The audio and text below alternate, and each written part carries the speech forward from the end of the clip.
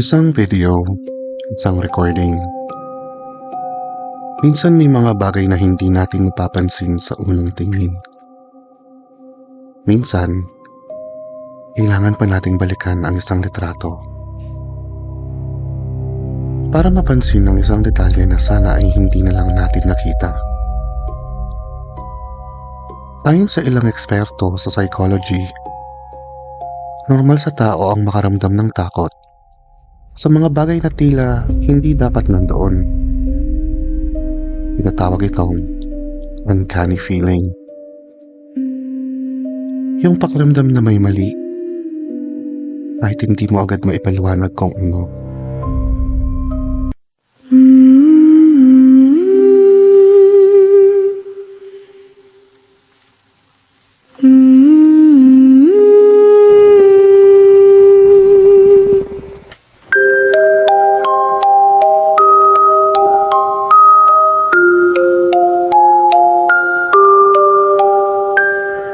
Mga bulong ng gabi, soft as a graveyard prayer.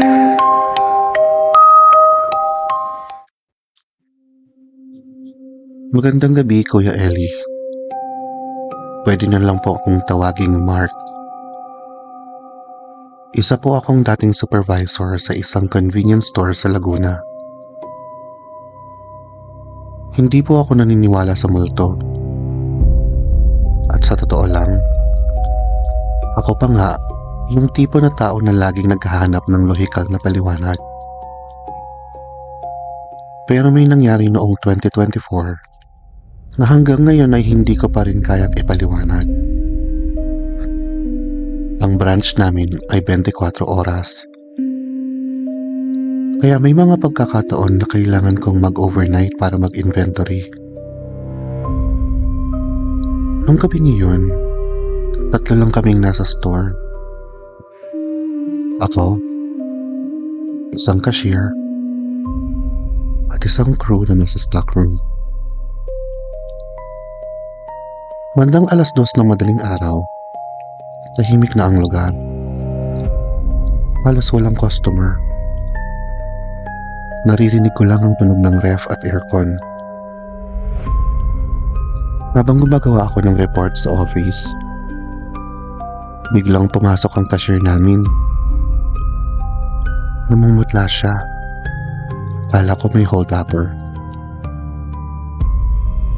Pero sinabi niyang may babaeng pumasok sa store. Nakasuot daw ng puting jacket. Mahaba ang buhok. Ilang minuto raw itong nakatayo sa harap ng drink section nang hindi gumagalaw. Hindi niya nilapitan dahil may customer siyang inaasikaso. Pero nang lumingon siya ulit, wala na raw. Normal lang sana iyon. Pero ang problema, wala namang tumunog na pinto. May sensor kasi ang entrance namin. Tuwing may papasok o lalabas, may kasamang tunog ng pinto. At wala raw siyang narinig. Pinagtawanan ko na lang siya. Sinabi kong baka pagod lang siya. Bandang 4:00 ng umaga, natapos na ang shift. Bago ako umuwi, sinilip ko ang CCTV recordings. At doon nagsimulang magbago ang pakiramdam ko. Nakita ko ang cashier namin. Nakita ko rin ang customer na binayaran niya. At pagkatapos, may isang babae nang nakatayo sa drink section. Hindi gumagalaw. Hindi kumukuha ng kahit ano. Nakatayo lang. Hindi malinaw ang mukha niya dahil nakayuko siya. Pero nandun siya. Nangingilabot ako noon pero iniisip ko pa rin ang tao lang yun. hanggang sa napansin ko ang oras sa video. 2:14 a.m. At sa loob ng 7 minuto, hindi siya gumalaw kahit isang beses. Hindi man lang lumingon. Hindi rin gumalaw ang buhok. Parang larawan lang. Bigla akong nirewind. At doon ako napahinto. Sa ibang angle ng camera, wala siya. Sa camera 1, nandun siya. Sa camera 2, walang tao. Sa camera 3, meron ulit. At sa camera 4, wala na naman. Akala ko sira ang system. Pero lahat ng customer, nakikita naman sa lahat ng camera. Kailangan hindi. Noong una, hindi ko sinabi sa mga kasama ko. Pero makalipas ang 2 araw, may dumating na matandang lalaki sa store. Habang nagbabayad siya, napatingin siya sa drink section at bigla siyang napatigil. Tinanong niya ako kung kailan pa raw namin pinayagang maglagay ng picture ng babae roon. Hindi ko maintindihan ang sinasabi niya dahil wala namang picture. Nang ituro niya ang eksaktong lugar, iyon ang parehong pwesto kung saan nakatayo ang babae sa CCTV. Bigla akong kinalabutan. At mas lalo pa nung sinabi niya, wala naman sigurong masama. Mukha lang siyang katulad ng anak ko. Hindi ko na siya pinigilan. Pero bago siya umalis, bumalik siya sa counter. At sinabi niyang imposible raw. Dahil ang anak niya, 12 taon nang patay. Hindi na ako nakatulog ng maayos pagkatapos noon. Makalipas ang ilang linggo, nagkaroon ulit kami ng overnight inventory. Bandang 3:00 ng madaling araw, ako lang mag-isa sa office. Habang nanonood ako ng CCTV monitor, biglang may gumalaw sa screen. Ang babaeng nakita ko dati, nasa camera 1 ulit, sa parehong pwesto. Pero iba na. Nakatingin na siya sa camera. Dahan-dahan akong tumayo. At habang nakatitig ako sa monitor, nag-freeze ang video. Pagbalik ng screen, wala na siya. Nakahinga ako ng maluwag. Hanggang sa mapansin ko ang refleksyon sa salamin ng office. May nakatayo sa likod ko. Hindi ko alam kung ilang segundo akong natulala. Paglingon ko, wala namang tao. Pero bumagsak ang stapler sa mesa ko.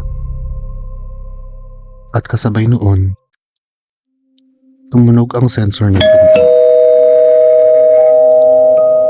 Parang may pumasok. Paglabas ko sa office, walang customer, walang tao. At ang cashier na nasa counter, nakatingin lang sa akin, namumutla. Dahil narinig din daw niya ang sensor. Pero walang pumasok. Pagkatapos ng insidenteng iyon, nag-resign na ako. At ilang buwan pagkatapos, nagsara rin ang branch. Hanggang ngayon, nasa akin pa rin ang lumang screenshot mula sa CCTV. Pero hindi ko na ito binubuksan. Dahil sa huling pagkakataon, sinubukan kong tignan iyon. May isang bagay akong napansin na hindi ko nakita noon. Sa salamin ng refrigerator, may refleksyon ng babae. At sa unang tingin normal lang. Pero nang i-zoom ko, wala siyang mukha.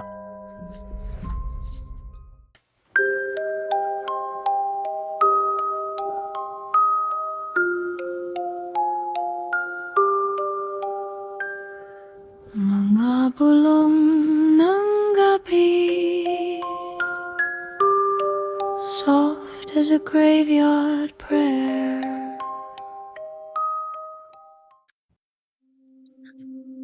Maraming salamat sa pakikinig sa mga bulong ng gabi. Sa personal lang, habang binabasa ko ang liham na ito, napatingin ako sa sarili kong refleksyon ng ilang beses. At marahil, iyon ang dahilan kung bakit nakakatakot ang mga ganitong kwento. Hindi dahil sigurado tayong totoo, kundi dahil may bahagi sa ating na nag-iisip, paano kung totoo nga? Pero lagi kong paalala sa atin lahat, hindi lahat ng hindi maipaliwanag ay paranormal. Minsan may lohikal na dahilan. At minsan naman, may mga bagay na mas mabuting hindi na natin alamin. Kung mayroon ka ring karanasan na gusto mong ibahagi, ipadala mo ang iyong liham sa mga bulong ng gabi. Baka kwento mo na ang susunod nating tampok na episode. At kung nagustuhan mo ang episode na ito, huwag kalimutang i-follow ang mga bulong ng gabi sa Spotify. Mag-subscribe rin sa YouTube channel at i-follow kami sa Facebook, TikTok at Instagram. Ako si Kuya Eli. At tandaan, pag may nakita kang kakaiba sa isang lumang litrato, minsan, mas mabuti nang huwag nang i-zoom. Magandang gabi.